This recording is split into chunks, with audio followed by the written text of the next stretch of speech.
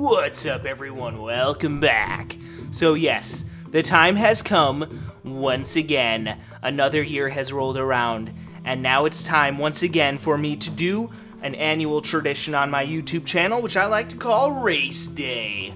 This is a day where I go through and play every single racing game that I own, and I do 4 races on every single racing game that I own, which might not sound like much, but trust me, 4 races on every single racing game that I own is a lot, because I own a lot of racing games, and trust me, I have a lot of brand new games to show off for you guys this year on this annual tradition of mine, Race Day.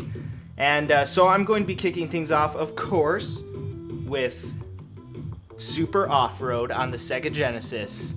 Hell of a, definitely an interesting game, to say the least. Now, some of you guys are probably asking yourselves, wait a minute, multi-step, why aren't you using your fancy recording device, you know? Why does your video look so shitty and sound so shitty compared to your other videos? And that's because the Sega Genesis has a old school antenna hookup, which means it doesn't...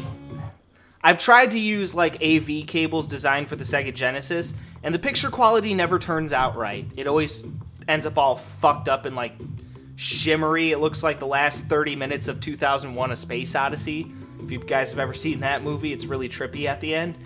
So the picture quality always turns out like shit. And in order for my recording device to work, it needs either something that uses an AV output or an HDMI output, and it just doesn't work with the Sega Genesis for some fucking reason.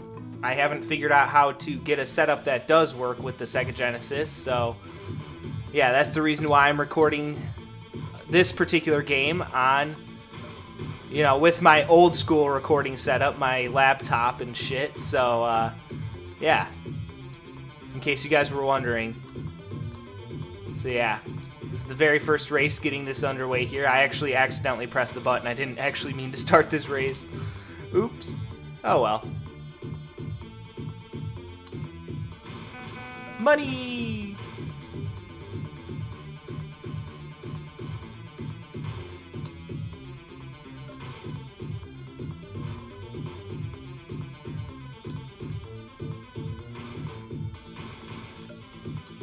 Alright.